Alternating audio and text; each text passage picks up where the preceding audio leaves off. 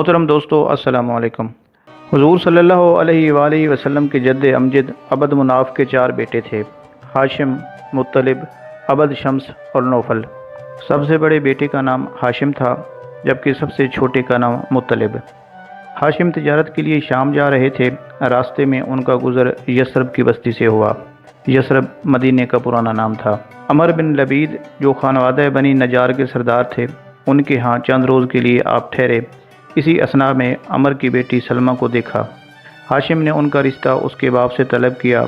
عمر نے بڑی خوشی سے اپنی بچی کا رشتہ مکہ کے قریشی سردار ہاشم کو دینا منظور کر لیا۔ شادی طے پائی، لیکن رخصتی نہیں ہوئی۔ البتہ عمر نے یہ شرط لگائی کہ جب اس کی بچی کے ہاں اولاد پیدا ہونے کا وقت آئے گا تو وہ بچی اپنے میکے گھر میں جنے گی۔ ہاشم اپنے کاروبار کے سلسلے میں ملک شام کو روانہ ہو گئے۔ اپنی کاروباری مصروفیتوں سے فارغ ہونے کے بعد واپسی پر اپنے سسرال آئے۔ عمر نے اپنی بیٹی کو آپ کے ساتھ رخصت کیا۔ آپ اسے لے کر مکہ پہنچے۔ کچھ عرصہ وہاں رہے، وہ حاملہ ہو گئیں۔ جب بچے کی پیدائش کا وقت قریب آ گیا تو حسب وعدہ آپ نے اپنی زوجہ کو اس کے باپ کے پاس یثرب بھیج دیا۔ جب مولود مسعود پیدا ہوا تو اس کے سر کے بالوں میں چند سفید بال تھے، اس لیے ان کا نام شیبہ رکھا گیا، جس کا مطلب ہے بوڑھا۔ حضرت ہاشم کی عمر ابھی 25 سال کے قریب تھی۔ یہ آپ کے شباب کا دور تھا۔ آپ اپنے تجارتی کارواں کو لے کر شام کے علاقے میں گئے، وہیں بیمار ہو گئے اور وفات پائی۔ آپ کا مزار غزہ شہر میں ہے۔ حضرت ہاشم کے بیٹے شیبہ اور ان کی والدہ سلمہ یثرب میں ہی رہ گئیں۔ 7 سال کا عرصہ گزر گیا۔ اتفاقاً بنو حرث بن عبد مناف کا ایک آدمی یثرب سے گزرا۔ اس نے وہاں کم سن بچوں کو نشانہ بازی کرتے ہوئے دیکھا۔ ایک بچہ جب اس کا تیر نشانے پر جا لگتا تو بڑی مسرت اور فخر سے نعرہ لگاتا: انا ابن ہاشم، انا ابن سید البطحاء، یعنی میں ہاشم کا فرزند ہوں اور میں بطحاء کی وادی کے سردار کا بیٹا ہوں۔ جب وہ شخص مکہ واپس آیا تو مطلب کے پاس گیا۔ وہ اس وقت حجر میں مجلس جمائے بیٹھے تھے۔ اس نے انہیں سارا واقعہ کہہ سنایا اور کہا کہ یہ کسی طرح مناسب نہیں کہ ہاشم کا بیٹا غریب الوطنی کی زندگی بسر کرتا رہے۔ جاؤ اور اسے ضرور اپنے وطن واپس لاؤ، تاکہ اپنے خاندان کے بچوں میں وہ بھی پروان چڑھے۔ مطلب نے کہا کہ میں ابھی یثرب جا کر اپنے بھتیجے کو لے آتا ہوں۔ اس آدمی نے اس سفر کے لیے اپنی اونٹنی بھی پیش کی۔ مطلب اس پر سوار ہوئے، تیزی سے مسافت طے کرتے ہوئے یثرب پہنچے۔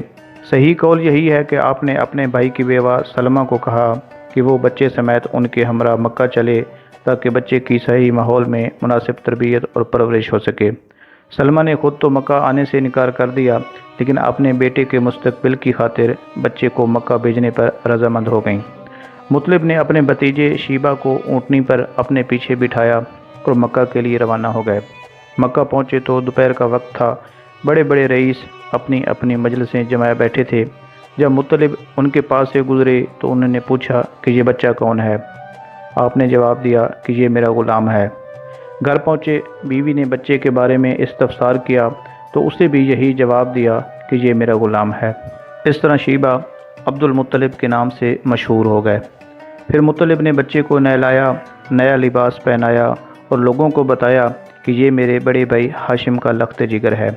لیکن عبد المطلب کے نام کو ایسی مقبولیت حاصل ہوئی کہ وہ عمر بھر اسی نام سے پکارے جاتے رہے۔ شیبہ جو ان کا اصلی نام تھا، اس کی طرف کسی نے توجہ نہ دی۔ جب عبد المطلب تھوڑے بڑے ہوئے اور اپنی ذمہ داریاں نبھانے کے قابل ہو گئے تو آپ کے مشفیق چچا مطلب نے آپ کے باپ کی جائیداد ان کے حوالے کر دی۔ نیز رفادہ، سقایہ وغیرہ کے مناصب جو ہاشم کے سپرد تھے وہ بھی ان کے حوالے کر دیے۔ رفادہ کے منصب میں حاجیوں کی مہمان نوازی، ان کی رہائش اور ان کے کھانے پینے کا انتظام کرنا تھا، جبکہ سقایہ حجاج کو پانی پلانے کا منصب تھا۔ حج کے موسم میں قریش پانی کے ذخائر کو جمع کرتے اور ان میں زبیب یعنی کشمش ڈالتے، جس سے پانی کا ذائقہ میٹھا ہو جاتا، اور حج کے ایام میں تمام حاجیوں کو پینے کے لیے یہ پانی پیش کیا جاتا۔ چنانچہ رفادہ اور سقایہ کے یہ دونوں مناصب جو کہ حضرت ہاشم کے سپرد تھے وہ بھی عبد المطلب کے حوالے کر دیے گئے۔ رفادہ کا منصب عبد مناف کے بعد ہاشم کو ملا، ان کے بعد عبد المطلب کو، ان کے بعد ابو طالب کو، ان کے بعد ان کے بھائی عباس کو ملتا رہا۔ یہ سلسلہ بنی عباس میں جاری رہا یہاں تک کہ بغداد اور مصر سے خلافت عباسیہ کا خاتمہ ہو گیا۔ سقایہ کا منصب بھی عبد مناف کے بعد ہاشم، ان کے بعد مطلب کو ملا۔ جب ہاشم کے فرزند شیبہ یعنی عبد المطلب بڑے ہو گئے تو یہ منصب انہیں ملا، لیکن مطلب کی وفات کے بعد نوفل نے اپنے بھتیجے عبد المطلب سے یہ منصب چھیننے کی کوشش کی۔ آپ کے چچا نوفل نے ان تمام مکانات اور کھلے سینوں پر قبضہ کر لیا جہاں عبد المطلب حاجیوں کو زبیب ملا پانی پلانے کا انتظام کرتے تھے۔ عبد المطلب نے اپنے رشتہ داروں کو مدد کے لیے پکارا۔ انہوں نے یہ کہہ کر ساتھ دینے سے انکار کر دیا کہ یہ معاملہ چچے اور بھتیجے کے درمیان ہے، ہم مداخلت نہیں کرتے۔ چنانچہ عبد المطلب نے یثرب میں اپنے ننیال والوں کو مدد کے لیے لکھا۔ آپ کے ماموں ابو سعد بن عدی النجار آپ کا خط پڑھ کر رو پڑے۔ 80 سواروں کو ساتھ لے کر مکہ پہنچے اور ابتا یعنی وادی مکہ میں قیام کیا۔ عبد المطلب کو معلوم ہوا تو انہوں نے آ کر کہا کہ ماموں جان گھر تشریف لے چلیے۔ آپ نے کہا کہ بخدا ایسے نہیں ہو سکتا، جب تک میں نوفل سے ملاقات نہ کر لوں اس وقت تک میں آپ کے گھر نہیں آؤں گا۔ عبد المطلب نے بتایا کہ انہیں میں حجر میں مشائخ قریش کے ساتھ بیٹھے چھوڑ آیا ہوں، یعنی میں نے دیکھا ہے کہ وہ وہاں مشائخ قریش کے ساتھ بیٹھے تھے۔ ابو سعد فوراً وہاں پہنچے۔ نوفل انہیں دیکھ کر کھڑے ہو گئے اور کہا کہ اے ابو سعد صبح مبارک ہو۔ ابو سعد نے جواب دیا اللہ تعالیٰ تیری صبح کو مبارک نہ کرے۔ یہ کہہ کر تلوار بے نیام کر لی اور اعلان کیا کہ رب کعبہ کی قسم، اگر تم میرے بھانجے کو اس کی چیزیں لوٹا نہیں دو گے تو میں اس تلوار کو تمہارے خون میں ڈبو دوں گا۔ نوفل نے کہا میں نے یہ ساری چیزیں اسے لوٹا دی ہیں۔ ابو سعد نے قریش کے سرداروں کو اس پر گواہ بنایا، پھر چند روز اپنے بھانجے کے پاس رہے، عمرہ ادا کیا اور یثرب لوٹ گئے۔ قبیلہ بنو جرہم جو کہ مکہ کا سردار قبیلہ تھا، کبھی مکہ کی سرداری ان کے پاس تھی اور یہ خانہ کعبہ کے متولی بھی تھے۔ بنو جرہم کی بدعمالیوں کی وجہ سے جب بنو خزاعہ نے انہیں مکہ سے جلا وطن کیا تو انہوں نے جاتے ہوئے بیت اللہ شریف کے اندر سونے کے جو 2 ہرن آویزاں تھے اور تلواریں، زریں اور دیگر قیمتی سامان تھا وہ سب زمزم کے کنویں میں پھینکا، پھر اس کو مٹی سے بھر دیا تاکہ بنو خزاعہ اس سے فائدہ نہ اٹھا سکیں۔ چنانچہ سینکڑوں سال زمزم بند پڑا رہا، حتیٰ کہ لوگوں کے ذہنوں سے اس کی یاد اور اس کی اہمیت بھی محو ہو گئی۔ لوگ مکہ کے دوسرے کنووں سے اپنی ضروریات کو پورا کرنے لگے۔ ایک روز عبد المطلب حتیم میں سو رہے تھے، کسی نے خواب میں آ کر کہا آذر طیبہ کو کھودو۔ انہوں نے پوچھا کہ طیبہ کیا ہے تو کہنے والا غائب ہو گیا۔ دوسری رات پھر جب وہ اپنے بستر پر آ کر لیٹے، آنکھ لگی تو اس شخص نے پھر کہا آذر برا کو کھودو۔ آپ نے پوچھا برا کیا ہے تو پھر وہ غائب ہو گیا۔ تیسری رات پھر خواب میں آواز آئی آذر مظنونہ کو کھودو۔ آپ نے پوچھا کہ مظنونہ کیا ہے تو وہ کہنے والا پھر غائب ہو گیا۔ جب چوتھی رات آئی اور وہ اپنی خوابگاہ میں آرام کرنے کے لیے لیٹے تو آنکھ لگتے ہی آواز آئی آذر زمزم کو کھودو۔ آپ نے پوچھا کہ زمزم کیا ہے تو اس شخص نے تفصیلات بتاتے ہوئے کہا کہ زمزم تیرے پدر نامور کی میراث ہے، یہ چشمہ جس کا پانی نہ کبھی ختم ہوتا ہے اور نہ ہی اس کی کوئی مرمت کرنی پڑتی ہے، اس سے حجاج کرام کو سیراب کیا جاتا ہے، یہ گوبر اور خون کے درمیان میں ہے جہاں کالا کوا چونچے مار رہا ہے، چونٹیوں کی بستی کے بالکل قریب ہے۔ جب تفصیلات کا علم ہو گیا تو دوسرے روز آپ اپنے بیٹے حارث کے ہمراہ کدال لے کر آ گئے۔ اس وقت آپ کا یہی ایک بیٹا تھا۔ اصاف اور نیلا کے درمیان جہاں مشرکین بتوں کے لیے قربانی کے جانور ذبح کیا کرتے تھے، وہاں پہنچے، دیکھا تو ایک سیاہ رنگ کا کوا وہاں چونچے مار رہا تھا۔ وہاں آپ نے کھدائی شروع کر دی، یہاں تک کہ وہ ایک ایسی تہہ تک پہنچ گئے جس سے کامیابی کے امکانات روشن ہو گئے۔ آپ نے فرط مسرت سے اللہ اکبر کا نعرہ بلند کیا۔ قریش نے ابتدا میں تو اس کاوش کو سعی لا حاصل سمجھتے ہوئے کوئی پرواہ نہیں کی، لیکن جب کامیابی کے آثار نمایاں ہونے لگے تو انہوں نے مطالبہ شروع کر دیا کہ چاہے زمزم ہم سب کے باپ کا کنواں ہے، اس لیے ہمیں بھی اس کے کھودنے میں شریک کرو۔ آپ نے صاف انکار کر دیا اور فرمایا کہ یہ انعام اللہ تعالیٰ نے صرف مجھ پر کیا ہے، اس میں کسی کی شرکت بھی میں منظور نہیں کروں گا۔ انہوں نے کہا ہم آپ کو اس کے کھودنے کی اجازت نہیں دیں گے۔ جب جھگڑا بڑھا تو یہ طے پایا کہ دونوں فریق کسی کو اپنا ثالث مقرر کر لیں، جو فیصلہ وہ کر دے اس پر سب عمل کریں گے۔ جنگ اور خون ریزی سے بچنے کے لیے یہی ایک صورت تھی۔ چنانچہ قبیلہ بنی سعد بن حزیم کی ایک کہنہ کو اپنا ثالث مقرر کیا گیا۔ فریقین اپنے اپنے ہمراہیوں کے ساتھ اس کی طرف روانہ ہوئے۔ بنی سعد کا قبیلہ شام کی سرحد کے قریب رہائش پذیر تھا۔ راستے میں چٹیل میدان اور بے آب و گیا صحراؤں سے گزرنا پڑتا تھا۔ اثناء سفر حضرت عبد المطلب کے پانی کا ذخیرہ ختم ہو گیا۔ انہوں نے دوسرے فریق سے پانی طلب کیا تو انہوں نے صاف انکار کر دیا، اور یہ لوگ شدت پیاس سے نڈال ہوتے جا رہے تھے۔ موت سامنے نظر آنے لگی تھی۔ حضرت عبد المطلب نے ساتھیوں سے مشورہ کر کے یہ طے کیا کہ سب لوگ اپنی اپنی قبر کا گڑھا کھود دیں۔ جب کوئی دم توڑے تو اسے اس کے گڑھے میں دفن کر دیا جائے۔ آخر میں جو آدمی رہ جائے گا، اگر اس کو کسی نے دفن نہ کیا تو کوئی حرج نہیں، بجائے اس کے کہ سب کی لاشیں بے گور و کفن پڑی رہیں۔ اس سے یہ بہتر ہے کہ آخری آدمی تجہیز و تکفین سے محروم رہ جائے۔ چنانچہ ہر ایک نے اپنی اپنی قبر کا گڑھا تیار کر لیا اور موت کا انتظار کرنے لگے۔ حضرت عبد المطلب نے پھر کہا، یوں ہاتھ پر ہاتھ دھرے بیٹھے رہنا اور موت کا انتظار کرنا کوئی جواں مردی نہیں۔ اٹھو، جب تک جسم میں جان ہے قدم آگے بڑھاتے رہیں، ممکن ہے اللہ تعالی ہمارے بچانے کا کوئی سامان مہیا کر دے۔ چنانچہ سب نے اپنے اپنے اونٹوں پر کجاوے کسے اور ان پر سوار ہو گئے۔ جب حضرت عبد المطلب نے اپنا اونٹ اٹھایا تو اس کے پاؤں کے نیچے سے چشمہ ابل پڑا۔ پانی ٹھنڈا بھی تھا اور میٹھا بھی۔ سب نے خوب سیر ہو کر پیا اور اپنے اپنے مشکیزے بھی بھر لیے۔ آپ نے اپنے ساتھیوں کو فرمایا کہ دوسرے فریق کو بھی کہو کہ وہ بھی اس چشمہ سے جی بھر کر پانی پی لیں اور اپنے برتن بھی بھر لیں۔ بعض دوستوں نے اس پر ناگواری کا اظہار کیا اور اعتراض کیا کہ جب ہم نے ان سے پانی مانگا تو انہوں نے انکار کر دیا تھا، اب ہم انہیں پانی پینے کے لیے کیوں دیں؟ عبد المطلب نے فرمایا کہ اگر ہم بھی ایسا ہی کریں گے تو پھر ہم میں اور ان میں کیا فرق باقی رہ جائے گا؟ آپ نے اپنے مد مقابل فریق کو دعوت دی کہ وہ آئیں اور اس چشمہ سے اپنی پیاس بجھائیں۔ جب فریق ثانی نے آپ کی یہ کرامت دیکھی تو کہا، عبد المطلب، اب آگے جانے کی ضرورت نہیں رہی، اللہ تعالیٰ نے فیصلہ فرما دیا ہے۔ جب اس نے اس لک و دک صحرا میں تمہارے اونٹ کے پاؤں کی ٹھوکر سے چشمہ جاری کر دیا ہے تو زمزم بھی صرف تمہارا ہے، ہم اس میں حصہ دار کا دعویٰ واپس لیتے ہیں۔ چنانچہ دونوں گروہ واپس آ گئے۔ حضرت عبد المطلب نے کھدائی مکمل کی، سونے کے 2 ہرن، قیمتی تلواریں اور زریں بھی برآمد ہو گئیں۔ قوم نے ان چیزوں کا حصہ کا مطالبہ شروع کر دیا۔ جھگڑے نے پھر سنگین صورت اختیار کر لی۔ آپ نے کہا کہ آؤ بذریعہ فال اس کا فیصلہ کریں۔ فال کی یہ صورت تجویز ہوئی کہ 2 حصے کعبہ کے، 2 حصے عبد المطلب کے اور 2 حصے باقی قوم کے۔ جب قرعہ اندازی کی گئی تو کعبہ کے حصے کے 2 تیر ہرنوں پر، حضرت عبد المطلب کے 2 تیر تلواروں زروں پر پڑے، جبکہ قوم کے 2 تیر خالی نکلے۔ آپ نے سونے کے ہرنوں کو گلا کر سونے کے پترے بنوائے اور کعبہ شریف کے دروازے پر مونڈ دیے۔ حضرت عبد المطلب اپنے عظیم الشان کارناموں، اپنی بے مثل جود و عطا، اپنی اول العزمی اور بلند ہمتی اور خصائل حمیدہ کے باعث ساری قوم کی آنکھوں کے تارے اور سارے عرب کے لیے باعث فخر تھے۔ ایک جلیل القدر باپ کے بیٹے تھے۔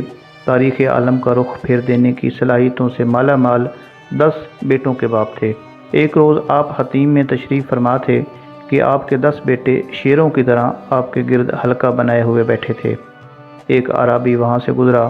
یہ سارا منظر دیکھ کر بے ساختہ اس کی زبان سے نکلا کہ اللہ تعالیٰ جب کوئی مملکت بنانا پسند کرتے ہیں تو اس کے قیام کے لیے اس قسم کے جوان مرد پیدا فرما دیتے ہیں۔ حضور نبی کریم صلی اللہ علیہ وآلہ وسلم کے دادا حضرت عبد المطلب کی زندگی کا ایک عظیم واقعہ خانہ کعبہ پر ابرہ کی لشکر کشی ہے۔ حضور اکرم صلی اللہ علیہ وآلہ وسلم کی پیدائش سے صرف 55 دن پہلے یمن کا بادشاہ ابرہ ہاتھیوں کی فوج لے کر کعبہ ڈھانے کے لیے مکہ پر حملہ آور ہوا۔ اس کا سبب یہ تھا کہ ابرہ نے یمن کے دارالسلطنت صنعا میں ایک بہت ہی شاندار اور عالی شان گرجا گھر بنایا اور یہ کوشش کرنے لگا کہ عرب کے لوگ بجائے خانہ کعبہ کے یمن میں آ کر اس گرجا گھر کا حج کریں۔ چنانچہ جب مکہ والوں کو یہ معلوم ہوا تو قبیلہ کنانہ کا ایک شخص غیظ و غضب میں جل بھن کر یمن گیا اور وہاں کے گرجا گھر میں پاخانہ کر کے اس کو نجاست سے لت پت کر دیا۔ جب ابرہ نے یہ واقعہ سنا تو وہ تیش میں آپے سے باہر ہو گیا اور خانہ کعبہ کو ڈھانے کے لیے ہاتھیوں کی فوج لے کر مکہ پر حملہ کر دیا، اور اس کی فوج کے اگلے دستے نے مکہ والوں کے تمام اونٹوں اور دوسرے مویشیوں کو چھین لیا۔ اس میں 200 یا 400 اونٹ حضرت عبد المطلب کے بھی تھے۔ عبد المطلب کو اس واقعہ کا بڑا رنج پہنچا، چنانچہ آپ اس معاملے میں گفتگو کرنے کے لیے ابرہ کے پاس گئے۔ جب ابرہ کو معلوم ہوا کہ قریش کا سردار اس سے ملاقات کرنے کے لیے آیا ہے تو اس نے آپ کو اپنے خیمے میں بلا لیا، اور جب عبد المطلب کو دیکھا کہ ایک بلند قامت، روبدار اور نہایت ہی حسین و جمیل آدمی ہیں جن کی پیشانی پر نور نبوت کا جاہ جلال چمک رہا ہے، تو صورت دیکھتے ہی ابرہ مرعوب ہو گیا اور بے اختیار تخت شاہی سے اتر کر آپ کی تعظیم و تکریم کے لیے کھڑا ہو گیا اور اپنے برابر بٹھا کر دریافت کیا کہ کہیے سردار قریش، یہاں آپ کی تشریف آوری کا کیا مقصد ہے؟ عبد المطلب نے جواب دیا کہ ہمارے اونٹ اور بکریاں وغیرہ جو آپ کے لشکر کے سپاہی ہانک کر لے آئے ہیں، آپ ان سب مویشیوں کو ہمارے سپرد کر دیجئے۔ یہ سن کر ابرہ نے کہا کہ اے سردار قریش، میں تو یہ سمجھتا تھا کہ آپ بہت ہی حوصلہ مند اور شاندار آدمی ہیں، مگر آپ نے مجھ سے اپنے اونٹوں کا سوال کر کے میری نظروں میں اپنا وقار کم کر لیا ہے۔ اونٹ اور بکری کی حقیقت ہی کیا ہے؟ میں تو آپ کے کعبہ کو توڑ پھوڑ کر اسے برباد کرنے کے لیے آیا ہوں، آپ نے اس کے بارے میں کوئی گفتگو نہیں کی۔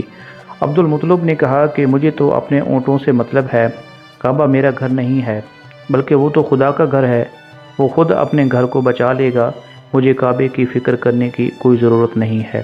یہ سن کر ابرہ اپنے فرعونی لہجے میں کہنے لگا کہ اے سردار مکہ، سن لیجئے، میں کعبہ کو ڈھا کر اس کی اینٹ سے اینٹ بجا دوں گا، روئے زمین سے اس کا نام و نشان مٹا دوں گا، کیونکہ مکہ والوں نے میرے گرجا گھر کی بڑی بے حرمتی کی ہے، اس لیے میں اس کا انتقام لینے کے لیے کعبہ کو مسمار کر دینا ضروری سمجھتا ہوں۔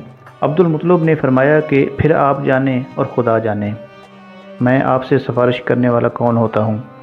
اس گفتگو کے بعد ابرہ نے تمام جانوروں کو واپس کر دینے کا حکم دے دیا۔ چنانچہ حضرت عبد المطلب اپنے تمام اونٹوں اور بکریوں کو ساتھ لے کر اپنے گھر چلے آئے اور مکہ والوں سے فرمایا کہ تم لوگ اپنے اپنے مال مویشیوں کو لے کر مکہ سے باہر نکل جاؤ اور پہاڑیوں کی چوٹیوں پر چڑھ کر اور دروں میں چھپ کر پناہ لے لو۔ مکہ والوں سے یہ کہہ کر پھر خود اپنے خاندان کے چند آدمیوں کو ساتھ لے کر خانہ کعبہ میں گئے اور دروازے کا حلقہ پکڑ کر انتہائی بے قراری اور گریہ زاری کے ساتھ دربار باری تعالیٰ میں اس طرح دعا مانگنے لگے کہ اے اللہ، بے شک ہر شخص اپنے اپنے گھر کی حفاظت کرتا ہے، لہذا تو بھی اپنے گھر کی حفاظت فرما اور صلیب والوں اور صلیب کے پجاریوں یعنی عیسائیوں کے مقابلے میں اپنے اطاعت شاروں کی مدد فرما۔ عبد المطلب نے یہ دعا مانگی اور اپنے خاندان والوں کو ساتھ لے کر پہاڑ کی چوٹی پر چڑھ گئے اور خدا کی قدرت کا جلوہ دیکھنے لگے۔ ابرہہ جب صبح کو کعبہ ڈھانے کے لیے اپنے لشکر جرار اور ہاتھیوں کی قطار کے ساتھ آگے بڑھا اور مقام مغمس میں پہنچا تو خود اس کا ہاتھی، جس کا نام محمود تھا، ایک دم بیٹھ گیا۔ ہر چند مارا اور بار بار للکارا مگر ہاتھی نہیں اٹھا۔ اسی حال میں کہر الہی ابابیلوں کی شکل میں نمودار ہوا اور ننھے ننھے پرندے جھنڈ کے جھنڈ، جن کی چونچ اور پنجوں میں 3 کنکریاں تھیں، سمندر کی جانب سے حرم کعبہ کی طرف آنے لگے۔ ابابیلوں کے ان لشکروں نے ابرہ کی فوجوں پر اس زور و شور سے سنگ باری شروع کر دی کہ آن ہی آن میں ابرہ کے لشکر اور اس کے ہاتھیوں کے پرخچے اڑا دیے گئے۔ ابابیلوں کی سنگ باری خداوند قہار و جبار کی قہر و غضب کی ایسی مار تھی کہ جب کوئی کنکری کسی فیل سوار کے سر پر پڑتی تھی تو وہ آدمی کے بدن کو چھیدتی ہوئی ہاتھی کے بدن سے بھی پار ہو جاتی تھی۔ ابرہ کی فوج کا ایک آدمی بھی زندہ نہیں بچا اور سب کے سب ابرہ اور اس کے ہاتھیوں سمیت اس طرح ہلاک و برباد ہو گئے کہ ان کے جسموں کی بوٹیاں بوٹیاں ٹکڑے ٹکڑے ہو کر زمین پر بکھر گئیں۔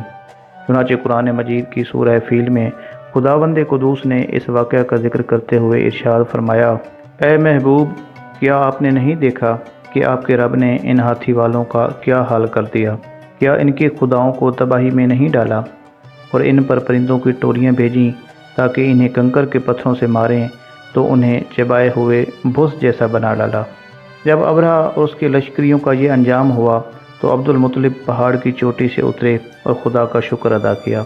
उनकी इस करामत का दूर दूर तक चर्चा हो गया और तमाम अहले अरब उनको एक खुदा रसीदा बुज़ुर्ग की हैसियत से काबिल एहतराम समझने लगे। मोहतरम दोस्तों, हजूर अक़दस सल्लल्लाहु अलैहि वसल्लम के दादा अब्दुल मुत्तलिब, जो हम पहले ही बता चुके हैं कि जिनका असली नाम शीबा है, ये बड़े ही नेक नफ्स और आबिद ज़ाहिद थे। गारे हीरा में खाना पानी साथ लेकर जाते और कई दिनों तक लगातार खुदा की इबादत में मसरूफ़ रहते। रमज़ानुल मुबारक के महीने में अक्सर गारे हीरा में एतकाफ़ किया करते थे और खुदा के ध्यान में गोशा नशीन रहा करते थे। रसूल सल्लल्लाहु अलैहि वसल्लम का नूर नबूवत उनकी पेशानी में चमकता था और उनके बदन से मुश्क की खुशबू आती थी।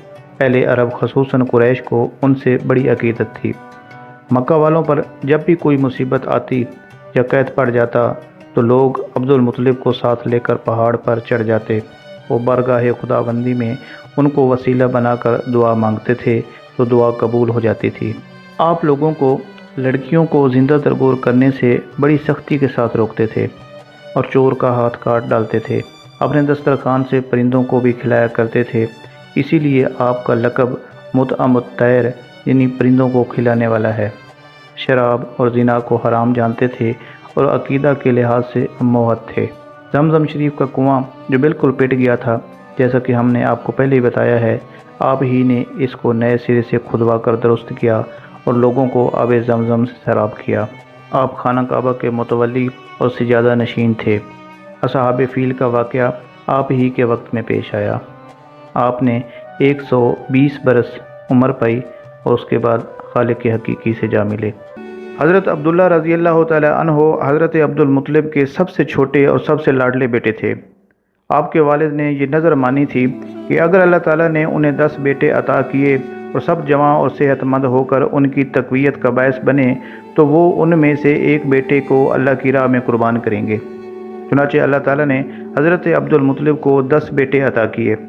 10 बेटों के बाप हज़रत अब्दुल मुत्तलिब एक रोज़ हतीम में तशरीफ़ फरमा थे। आपके 10 बेटे शेरों की तरह आपके गिरद हल्का बनाए हुए बैठे थे कि एक अराबी वहाँ से गुज़रा और ये मंज़र देखकर बेसाख्ता उसकी ज़बान से ये निकला कि अल्लाह ताला जब कोई ममलिकत बनाना पसंद करते हैं तो उसके क़याम के लिए इस किस्म के जवां मर्द पैदा फरमा दिया करते हैं। जब सबसे छोटे बेटे हज़रत अब्दुल्ला की उम्र मुबारक 18-20 साल हो गई तो हज़रत अब्दुल मुत्तलिब को अपनी नज़र इफ़ाक़ करने का ख़याल आया। आपने अपने बेटों को अपने पास तलब किया और उन्हें बताया कि उन्होंने अल्लाह ताला से एक नज़र मानी थी कि अगर अल्लाह ताला ने उनको 10 सेहतमंद जवां बेटे अता किए तो उनमें से एक बेटा वो अल्लाह की राह में कुर्बान करेंगे। अब उस नज़र को पूरा करने का वक्त आ गया है। ये सुनकर सब बेटों ने बड़ी सादतमंदी का इजहार करते हुए अपने सर झुका दिए और बसद अदब ये अर्ज़ किया कि ए हमारे वालिद बुज़ुर्गवार, आप अपनी नज़र पूरी कीजिए। हम में से जिसको आप कुर्बानी के लिए नामज़द करेंगे वो उस पर फ़ख्र करेगा और अपने सर का नजराना बसद मुसरत पेश कर देगा। चुनांचे ये तय पाया कि बैतुल्लाह शरीफ के फ़ाल निकालने वाले से फ़ाल निकलवाई जाए। जिसके नाम का कुरा निकलेगा उसको बिला पस पेश राह खुदा में कुर्बान कर दिया जाएगा। हज़रत अब्दुल मुत्तलिब और आपके 10 बेटे बैतुल्लाह शरीफ के पास जमा हुए। फ़ाल निकालने वाले को बुलाया गया, उसे सूरत हाल से आगाह किया गया। वो फ़ाल के तीर भी अपने साथ ले आया और फ़ाल निकालने की तैयारी करने लगा। अब एक बात तो तय थी कि आपके 10 बेटों में से किसी एक के नाम पर फ़ाल ज़रूर निकलेगा। आपके सारे बेटे शक्ल सूरत और सीरत व किरदार के लिहाज से इंतहाई आला दर्जे पर फैज़ थे। किसी एक बेटे के गले पर छुरी ज़रूर फेरी जानी थी, लेकिन हज़रत अब्दुल मुत्तलिब पहाड़ की चट्टान बने खड़े हैं। उनके इरादे में किसी लचक का दूर दूर तक कोई निशान नहीं। अपने रब से उन्होंने जो वादा किया था उसको वो हर कीमत पर पूरा करेंगे। चुनांचे आप ये फरमा रहे थे कि मैंने अपने रब से ये अहद किया है और मैं अपने अहद को ज़रूर पूरा करूँगा। बाखुदा किसी चीज़ की ऐसी हम्द नहीं की जाती जिस तरह अल्लाह ताला की हम्द की जाती है। जब वो मेरा मौला है और मैं उसका बंदा हूँ और उसके लिए मैंने नज़र मानी है, मैं इस बात को पसंद नहीं करता कि इस नज़र को मुस्तरद कर दूँ। फिर मुझे ज़िंदा रहने की कोई ख्वाहिश नहीं। फ़ाल निकालने वाले ने फ़ाल निकाली और पूरा फ़ाल आपके सबसे छोटे बेटे हज़रत अब्दुल्ला के नाम निकला। ये दुरुस्त है कि अब्दुल्ला बहुत हसीन है। बूढ़े बाप के ये सबसे छोटे बेटे हैं और सब भाइयों से ज़्यादा वो उन्हें महबूब भी हैं। لیکن یہاں معاملہ عبدالمطلب اور اس کے خدا کا ہے، اس میں کوئی پیاری سی پیاری چیز بھی حائل نہیں ہو سکتی۔ اگر اس کے خالق نے قربانی کے لیے حضرت عبداللہ کو پسند فرمایا ہے تو عبداللہ کو اس کی رضا کے لیے ضرور قربان کیا جائے گا۔ چھری لائی جاتی ہے، حضرت عبداللہ کو اپنے ہاتھوں سے ذبح کرنے کے لیے حضرت عبدالمطلب آستینیں چڑھا رہے ہیں۔ اس واقعہ کی اطلاع بجلی کی صورت کے ساتھ مکہ کے ہر گھر میں گونجنے لگتی ہے۔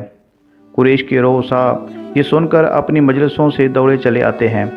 مکہ کے ہر فرد پر سناٹا طاری ہے۔ مکہ کے سردار کہتے ہیں کہ اے عبدالمطلب، ایسے ہرگز نہیں ہوگا۔ چاند سے زیادہ من مونے چہرے والے، پھول سے زیادہ نازک بدن والا عبداللہ ان کے سامنے ذبح کر دیا جائے، ایسے ہرگز نہیں ہوگا۔ وہ ایسا ہرگز ہونے بھی نہیں دیں گے۔ حضرت عبدالمطلب فرماتے ہیں کہ یہ میرا اور میرے پروردگار کا معاملہ ہے، اس میں دخل دینے والے تم کون ہو؟ بوڑھے باپ کے عزم کو دیکھ کر سارے سردار منت سماجت پر اتر آتے ہیں۔ کہتے ہیں کہ اے ہمارے سردار، اگر بیٹوں کو ذبح کرنے کی رسم کا آغاز تمہارے جیسی ہستی نے کر دیا تو پھر اس رسم کو بند کرنا کسی کے بس کا روگ نہیں رہے گا۔ اپنی قوم کے نونہالوں پر رحم کرو، اس کے نتائج بڑے ہولناک ہوں گے۔ چنانچہ طویل کشمکش کے بعد یہ طے پاتا ہے کہ حجاز کی عرفہ یعنی کہنا کے پاس جاتے ہیں، وہ جو فیصلہ کرے اس کو سب تسلیم کریں گے۔ چنانچہ سب مل کر یثرب پہنچتے ہیں اور وہاں اس عرفہ کے بارے میں دریافت کرتے ہیں۔ پتہ چلتا ہے کہ وہ خیبر میں سکونت پذیر ہے۔ وہ سب وہاں چلے جاتے ہیں، اس کو اپنے آنے کے مقصد سے آگاہ کرتے ہیں تو وہ کہتی ہے کہ مجھے ایک دن کی مہلت دو، میرا تابعی آئے گا، میں اس سے پوچھ کر بتاؤں گی۔ دوسرے روز پھر اس کے پاس حاضر ہوتے ہیں تو وہ کہتی ہے کہ میرا تابعی آیا تھا، میں نے اس سے تمہارے سوال کے بارے میں پوچھا تھا، اس نے اس کا مجھے حل بتایا ہے، لیکن پہلے تم یہ بتاؤ کہ تمہارے ہاں مقتول کی دیت کیا ہے؟ انہوں نے بتایا کہ 10 اونٹ۔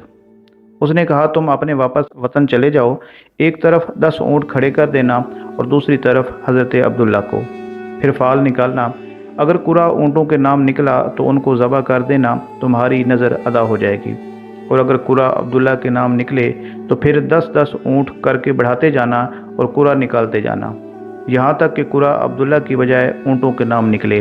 جتنے اونٹوں پر قرا نکلے ان کو ذبح کر دینا، یوں تمہاری نظر پوری ہو جائے گی۔ سارا کارواں عرفہ کے اس فیصلہ کو سن کر مکہ واپس آ گیا اور اس کے کہنے کے مطابق قرا اندازی شروع کر دی۔ 10 اونٹوں کے وقت بھی قرا حضرت عبداللہ کے نام نکلا، 10 اونٹ بڑھاتے گئے، لیکن ہر بار قرا حضرت عبداللہ کے نام نکلتا رہا، یہاں تک کہ اونٹوں کی تعداد 100 تک پہنچ گئی۔ اس وقت قرا اندازی کی گئی تو حضرت عبداللہ کی بجائے 100 اونٹوں پر قرا نکلا۔ حضرت عبدالمطلب کو بتایا گیا تو آپ نے کہا کہ 3 بار قرا اندازی کرو، اگر تینوں بار اونٹوں کے نام قرا نکلا تو میں تسلیم کروں گا، ورنہ نہیں۔ اب یہ عالم انسانیت کی خوش قسمتی تھی کہ تینوں بار قرا اونٹوں کے نام نکلا۔ چنانچہ 100 اونٹ ذبح کر دیے گئے اور اذن عام دے دیا گیا کہ اس کے گوشت کو جو چاہے جتنا چاہے لے جائے، کسی کو روکا نہیں جائے گا، یہاں تک کہ کسی گوشت خور پرندے اور درندے کو بھی ان کا گوشت کھانے سے منع نہیں کیا جائے گا۔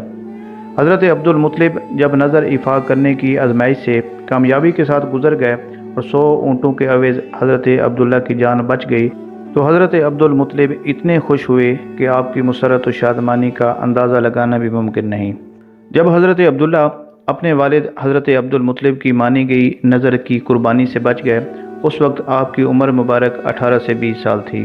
آپ انتہائی خوبرو نوجوان تھے اور قبیلہ قریش کی تمام حسین عورتیں ان کے حسن و جمال پر فریفتہ اور ان سے شادی کی خواہشگار تھیں، مگر حضرت عبدالمطلب ان کے لیے ایک ایسی عورت کی تلاش میں تھے جو حسن و جمال کے ساتھ ساتھ حسب و نسب کی شرافت اور عفت و پارسائی میں بھی ممتاز ہو۔ حضرت عبداللہ کے شباب کا عالم، اس پر تقوی و پارسائی کے انوار کا ہجوم، آپ کا حسن و جمال سامان حشر تھا۔ آپ جس گلی سے گزرتے سینکڑوں دل سینوں میں مچلنے لگتے، صدہا نرگسی آنکھیں قدموں میں بچ جانے کے لیے بے چین ہو جاتیں، چھپ چھپ کر ایک جھلک دیکھنے کی آرزو معلوم نہیں کتنوں کو ماہی بے آب کی طرح تڑپا دیتی۔ چنانچہ علماء سیرت لکھتے ہیں کہ حضرت عبداللہ کو اپنے زمانے میں عورتوں کی طرف سے انہی مشکل اور صبر آزما حالات کا سامنا کرنا پڑا جو حضرت یوسف علیہ السلام کو اپنے زمانہ میں عزیز مصر کی بیوی کی طرف سے پیش آئے۔ حضرت عبداللہ قریش میں ایک تابندہ نور تھے اور سب سے زیادہ خوبصورت تھے۔ قریش کی عورتیں ان کے دام محبت میں اسیر تھیں اور قریب تھا کہ وہ ان کی محبت میں ہوش و حواس کھو بیٹھتیں، لیکن حضرت عبداللہ کی شرمگی نگاہیں جھکی رہتیں، روئے زیبا پر شرم و حیا، شرافت و نجابت کے انوار برستے رہتے اور اس کو مزید دلکش اور دل آویز بناتے رہتے۔ یوں معلوم ہوتا تھا کہ یوسف علیہ السلام اور زلیخا کا عہد رفتہ پھر لوٹ آیا ہے۔ مکہ کی قید شجاعوں کے ہاتھ سے صبر و احتیاط کا دامن بار بار چھوٹ جاتا تھا۔ بعض نے تو اپنے جاں سوز شوق کی بے تابیوں سے بے بس ہو کر اپنے حسن و شباب کی جملہ رعنائیوں کو ان کے قدموں کی خاک پر قربان کر دینے کا برملا اظہار بھی کر دیا تھا۔ مزید برآں 100 اونٹ کا نذرانہ پیش کرنے کی جسارت بھی کی تھی تاکہ ان 100 اونٹوں کا معاوضہ ہو سکے جو ان کی جان بچانے کے لیے قربانی دیے گئے تھے۔ لیکن حضرت عبداللہ کا چہرہ جس نور مبین کی کرنوں کی جلوہ گاہ بنا ہوا تھا، وہ انہیں کب کسی طرف نگاہ اٹھانے کی اجازت دیتا تھا۔ آپ نے ہر بار بڑی بے نیازی اور حقارت سے ایسی تمام پیشکشوں کو یہ کہہ کر ٹھکرا دیا کہ میں ایسی بات کو کیسے قبول کر سکتا ہوں جو تم چاہتی ہو۔ کریم ہمیشہ اپنی عزت کی حفاظت کرتا ہے اور اپنے دین کی بھی۔ جس وقت حضرت عبد المطلب اپنے لخت جگر حضرت عبداللہ کے لیے کسی رشتے کی تلاش میں تھے، انہی دنوں عجیب اتفاق کے ایک دن حضرت عبداللہ شکار کے لیے جنگل میں تشریف لے گئے۔ ملک شام کے یہودی چند علامتوں سے یہ پہچان گئے تھے کہ نبی آخر الزماں کے والد ماجد یہی شخص ہیں۔ چنانچہ ان یہودیوں نے حضرت عبداللہ رضی اللہ تعالی عنہ کو بارہا قتل کر ڈالنے کی کوشش کی۔ اس مرتبہ بھی یہودیوں کی ایک بہت بڑی جماعت مسلح ہو کر اس نیت سے جنگل میں گئی کہ حضرت عبداللہ رضی اللہ تعالی عنہ کو تنہائی میں دھوکے سے قتل کر دیا جائے، مگر اللہ تعالیٰ کی حفاظت نے اس مرتبہ بھی اپنے فضل و کرم سے انہیں بچا لیا۔ عالم غیب سے چند ایسے سوار ناگہاں نمودار ہوئے جو اس دنیا کے لوگوں سے کوئی مشابہت نہیں رکھتے تھے۔ ان سواروں نے آ کر یہودیوں کو مار بھگایا اور حضرت عبداللہ رضی اللہ تعالی عنہ کو بحفاظت ان کے مکان تک پہنچا دیا۔ واب بن مناف بھی اسی جنگل میں موجود تھے اور انہوں نے اپنی آنکھوں سے یہ سب کچھ دیکھا، اس لیے ان کو حضرت عبداللہ رضی اللہ تعالی عنہ سے بے انتہا محبت اور عقیدت پیدا ہو گئی، اور گھر آ کر انہوں نے یہ عزم کر لیا کہ وہ اپنی نور نظر بیٹی حضرت آمنہ کی شادی عبداللہ ہی سے کریں گے۔ چنانچہ اپنی اس دلی تمنا کو اپنے چند دوستوں کے ذریعے انہوں نے حضرت عبد المطلب تک پہنچا دیا، اور خدا کی شان کہ عبد المطلب اپنے نور نظر عبداللہ کے لیے جیسی دلہن کی تلاش میں تھے، وہ ساری خوبیاں حضرت آمنہ رضی اللہ تعالی عنہما بنت وہب میں موجود تھیں۔ حضرت عبد المطلب کی حقیقت شناس نگاہ نے قریش کے بنو زارہ خاندان کے سردار واب بن عبد مناف بن زارہ کی نور نظر خول شمائل لخت جگر آمنہ کا انتخاب کیا۔ آپ واب کے گھر تشریف لے گئے اور ان سے درخواست کی کہ وہ اپنی بچی آمنہ کا رشتہ ان کے سب سے پیارے بیٹے عبداللہ کو دے دیں۔ واب نے جب دیکھا کہ بنو ہاشم کے سردار عبد المطلب نے ان کے گھر قدم رنجہ فرمایا ہے اور اپنے لخت جگر کے لیے ان کی نور نظر کا رشتہ طلب کیا ہے، تو ان کی خوشی کی انتہا نہ رہی۔ وہ تو پہلے ہی دل سے یہ چاہتے تھے کہ ان کی بیٹی کا رشتہ حضرت عبداللہ کے ساتھ ہو جائے، کیونکہ وہ ان کی کرامت کو دیکھ چکے تھے۔ چنانچہ انہوں نے بنو ہاشم کے سردار کی اس خواہش کو بسر و چشم قبول کر لیا۔ 24 سال کی عمر میں حضرت عبداللہ رضی اللہ تعالی عنہ کا حضرت بی بی آمنہ رضی اللہ تعالی عنہما سے نکاح ہو گیا، اور نور محمدی حضرت عبداللہ سے منتقل ہو کر حضرت بی بی آمنہ رضی اللہ تعالی عنہما کے شکم اطہر میں جلوہ گر ہو گیا۔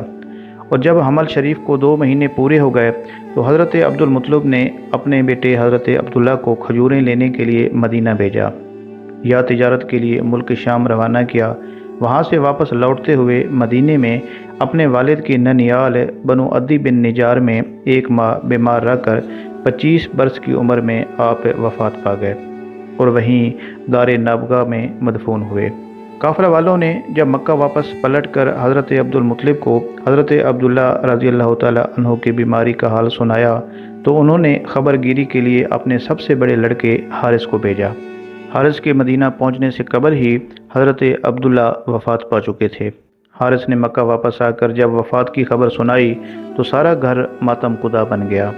اور بنو ہاشم کے ہر گھر میں ماتم برپا ہو گیا۔ خود حضرت آمنہ رضی اللہ تعالی عنہا نے اپنے مرحوم شوہر کا ایسا پردرد مرثیہ کہا کہ جس کو سن کر آج بھی دل درد سے بھر جاتا ہے۔ روایت ہے کہ حضرت عبداللہ رضی اللہ تعالی عنہ کی وفات پر فرشتوں نے غمگین ہو کر بڑی حسرت کے ساتھ کہا کہ یا الہی تیرا نبی آج یتیم ہو گیا۔ اس سلسلے میں علامہ احمد بن زینی رحمۃ اللہ علیہ اپنی کتاب السیرۃ النبویہ میں لکھتے ہیں کہ جب حبیب کبریا صلی اللہ علیہ وآلہ وسلم ابھی شکم مادر میں ہی تھے اور آپ کے والد ماجد کا انتقال ہو گیا اور آپ یتیم ہو کر رہ گئے، تو فرشتوں نے بارگاہ خداوندی میں عرض کی کہ اے ہمارے اللہ، ہمارے سردار اور تیرا نبی یتیم ہو گیا، ان کا باپ نہ رہا۔ تو اللہ تعالیٰ نے انہیں فرمایا کہ ہم اس کے حافظ اور مددگار ہیں۔ دوسری روایت میں ہے کہ اللہ تعالیٰ نے فرشتوں کو فرمایا کہ میں اس کا دوست ہوں، نگہبان ہوں، مددگار ہوں اور پروردگار ہوں، اس کی مدد کرنے والا ہوں، اس کو رزق دینے والا ہوں اور ہر بات میں اس کے لیے میں کافی ہوں۔ بس تم اس پر درود پڑھا کرو اور اس کے نام سے برکت حاصل کیا کرو۔ حضرت امام جعفر صادق رضی اللہ تعالی عنہ سے پوچھا گیا کہ نبی کریم صلی اللہ علیہ وآلہ وسلم کو یتیم پیدا کرنے میں کیا حکمت تھی؟ تو آپ نے فرمایا کہ اس کی متعدد حکمتیں ہیں، ان میں سے ایک حکمت یہ ہے تاکہ کسی مخلوق کا حق آپ صلی اللہ علیہ وسلم پر نہ رہے، یعنی وہ حقوق جو بالغ ہونے کے بعد کسی پر ان کی ادائیگی لازم ہوتی ہے۔ آپ کی والدہ مائدہ نے بھی اس وقت انتقال فرمایا جبکہ حضور صلی اللہ علیہ وسلم کی عمر ابھی صرف 6 سال تھی۔ نیز یہ بتانا بھی مقصود تھا کہ معزز وہ ہے جس کو اللہ تعالیٰ عزت عطا فرمائے۔ نیز آپ کی قوت آپ کے آباء و اجداد اور ماؤں کے ذریعے سے نہیں اور نہ مال کے ذریعے سے، بلکہ آپ کی قوت و طاقت کا راز اللہ تعالیٰ کی نصرت ہے۔ اور اس کی ایک حکمت یہ بھی ہے کہ حضور صلی اللہ علیہ وسلم کو جب یتیمی کی تکلیفوں کا ذاتی تجربہ ہوگا تو حضور فقیروں اور یتیموں پر بھی رحم فرمائیں گے۔ چنانچہ یہ مختلف روایات ہیں جو حضور نبی کریم صلی اللہ علیہ وآلہ وسلم کی یتیمی کے بارے میں ہیں۔ حضرت عبداللہ رضی اللہ تعالی عنہ کا ترکہ ایک لونڈی ام ایمن جس کا نام برکہ تھا، کچھ اونٹ اور کچھ بکریاں تھیں، یہ سب ترکہ حضور صلی اللہ علیہ وآلہ وسلم کو ملا۔ ام ایمن بچپن میں حضور صلی اللہ علیہ وسلم کی دیکھ بھال کرتی تھیں، انہیں کھلاتی پلاتی، کپڑے پہناتی، پرورش کی ساری ضروریات کو مہیا کرتی، اس لیے حضور صلی اللہ علیہ وسلم تمام عمر ام ایمن کی دلجوئی فرماتے رہے۔ اپنے محبوب غلام حضرت زید بن حارثہ رضی اللہ تعالی عنہ سے ان کا نکاح کیا اور ان کے شکم سے حضرت اسامہ بن زید رضی اللہ تعالی عنہ پیدا ہوئے۔